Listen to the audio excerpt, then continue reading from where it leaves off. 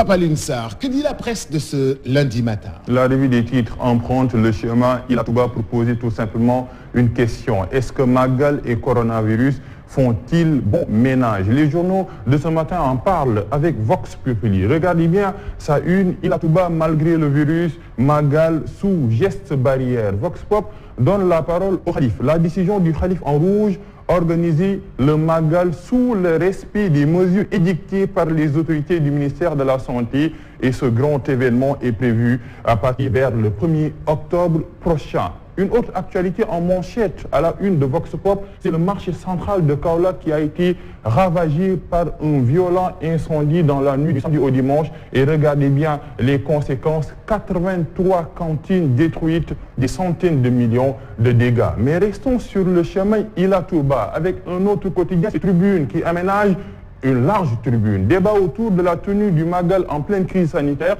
L'ultime décision attendue de Serigne Mountakha Mbacké, c'est la une du journal Tribune avec 2 points. Premier signal, le Magal de Darou Khoudoss a été annulé. Et deuxième explication, ce sont les explications du comité d'organisation. On l'a dit tout à l'heure, Boubacar Camara, l'invité du JDD, oui, qui est à la une du journal Tribune. Boubacar Camara disqualifie Macky et fait appel à point de suspension, c'est par rapport à l'élection municipale et à la question du 3e mandat. Restons toujours sur le chemin de Ila Touba avec Rewmi Quotidien qui est plus catégorique. Célébration du Magal de Touba, Serigne Mountakha a pris sa décision selon Rewmi Quotidien, et on voit un peu la photo du Khalif général des Mourides qui peuple la une de ce quotidien, et la question du 3e mandat, le CRD, TAC, Ouattara et Condé, nous en parlions peut-être avec Direct Afrique tout à l'heure. Avec Rewmi Quotidien, après Rewmi Quotidien, un autre quotidien, c'est Libération. Attention, le coronavirus est toujours là avec des chiffres qui font peur.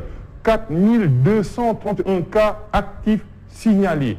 4231 cas actifs signalés. Propagation du coronavirus au Sénégal. 3 points. 1159 contaminations, dont 679 issues de la transmission communautaire détectées entre le 9 et le 16 août. Moins d'une semaine, 1159 contaminations, dont 679 issues de la transmission communautaire. Le directeur de la prévention, Mamadou Ndiaye, prend la parole à la une du journal Libération. Nous faisons face à une nouvelle vague, selon lui, et le bilan passe à 253 morts. Autrement dit, le Sénégal a franchi la barre des 250 morts. Après Libération, un autre quotidien, c'est Enquête qui reste dans le chapitre judiciaire. Une véritable poudrière barre la une de ce quotidien. C'est par rapport à la rébellion de la magistrature à l'affectation de Ngor Diop. Les détails dans cette banderole jaune. L'affectation de Ngor Diop ne passe pas auprès des magistrats. L'UMS va commettre un pôle d'avocats pour aller devant la Cour suprême. Les vraies raisons de l'arrestation du marabout jugé et condamné à lire à la page 3 du de Enquête. Une autre actualité en manchette, c'est le contexte de coronavirus. Un Magal pointillé selon Enquête, et Abdou Karim Sall sur la forêt classée de Mbao. L'État n'envisage pas de déclassifier 1 mm², une actualité qui va plaire aux écologistes. Après Enquête, nous restons toujours dans le chapitre judiciaire. En grève depuis plus de 2 mois, le Sud-Gist met l'administration à l'arrêt. C'est la une du journal Sud Quotidien. Et un autre quotidien va continuer le débat après Sud Quotidien. C'est Source A qui donne la parole au maître Aya Boun Malik. Attitude de maître Malik Sall, menace de radiation, abrogation du décret, soutien de l'OMS au Sud-Just.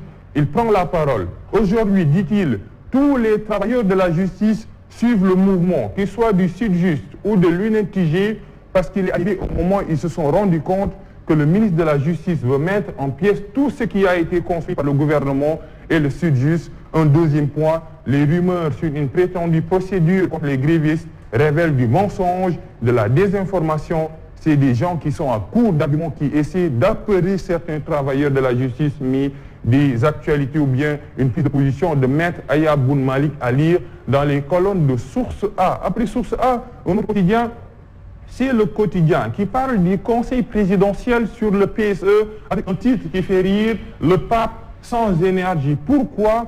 Parce que le ministre arrivé après le président, Makhtar Sissi, rate la réunion. Pourquoi? Quelles sont les raisons? Actualité à lire à la page 5 du journal Le Quotidien. Une autre actualité, c'est par rapport aux élections locales avec Sonko qui prend la parole. Sonko et ses alliés exigent de Macky Sall une date pour la tenue des élections locales. Elle était prévue au mois de mars, mais l'opposition pointe du doigt le gouvernement pour l'organisation, des élections locales. Mbour, des parties d'un bœuf déterré dans un cimetière, une actualité très macabre à lire à la page 2 du journal Le Quotidien. Après Le Quotidien, un autre quotidien, c'est l'Observateur avec une très chargée comme d'habitude. Parlons de la renégociation du contrat de concession. L'État fonce sur le péage. Pourquoi ?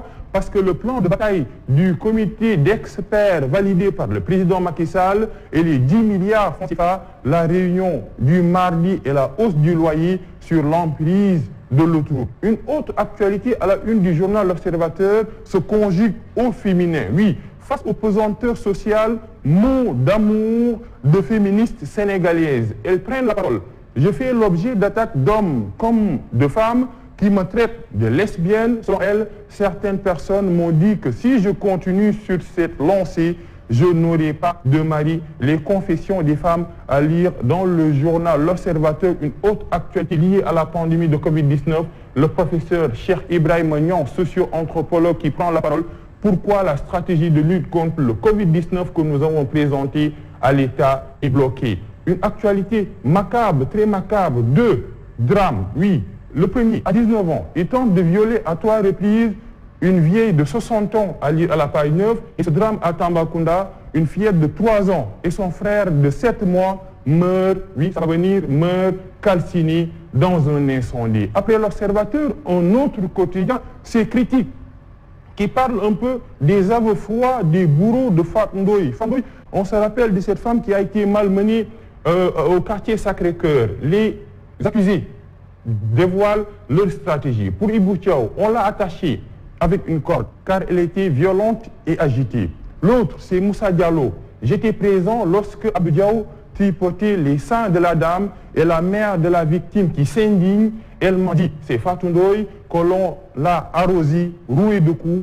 Elle porte toujours les cicatrices au poignet et à la cheville. Une actualité qui va être amplifiée par les Échos. Les Échos nous donnent plus d'échos. Révélation explosive sur la victime Fatou Ndoye, avec 3 points. Son père révèle, depuis le jour des faits, elle a rechuté et elle est internée au centre de santé d'Alarkhel de Thiès, accompagnée de sa mère. Ma fille m'a révélé qu'on lui a fait des choses horribles dans la maison, accolée au magasin. Elle se tord de douleur. On lui fait des massages, mais jusqu'à présent, rien. Et Maître Ndeye Anta Mbaye qui prend la parole également à la une de Les Échos. C'est la société sénégalaise entière qui se constitue partie civile. Ces prévenus ont ligoté toutes nos femmes, tâté, tripoté nos seins. Ils ont soulevé nos bouts et violé notre intimité, des paroles dures à lire à la une du journal Les Échos.